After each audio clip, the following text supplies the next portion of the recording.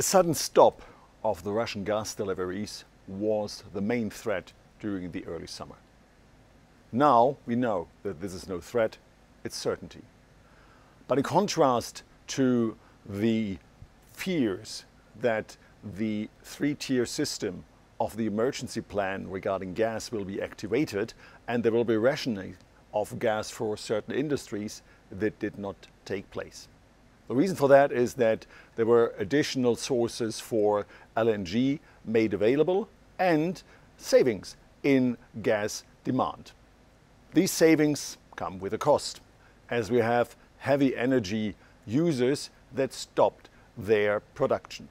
So we see already that this reduction in gas consumption has negative consequences on the economic development.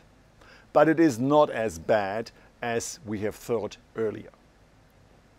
Nevertheless, there might be an impact of the increase in gas prices to another surge in electricity prices. That could cause another big headwind for consumers.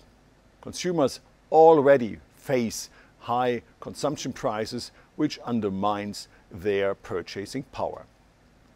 In order to prevent that, politicians could change the system, how gas prices are transferred to the electricity market. So a change in the merit order principle would be the thing to do.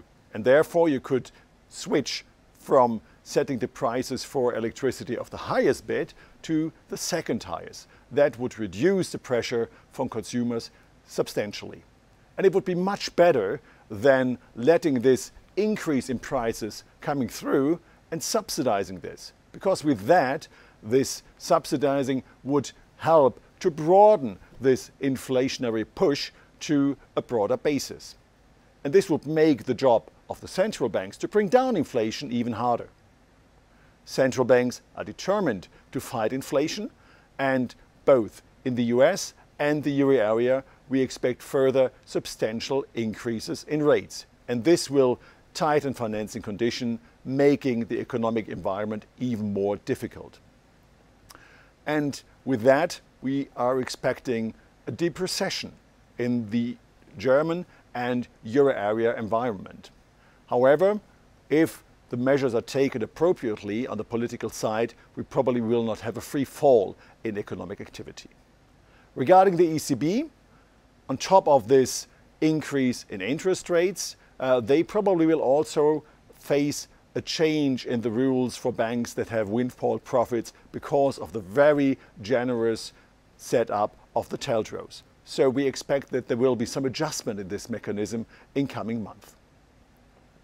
And at the end of the day, we had a certainty about the Italian election. There, a popular right-wing government got in charge, and this will make the European environment even more difficult. In this respect, we expect a turbulent autumn, not just on financial markets, but also on the political side.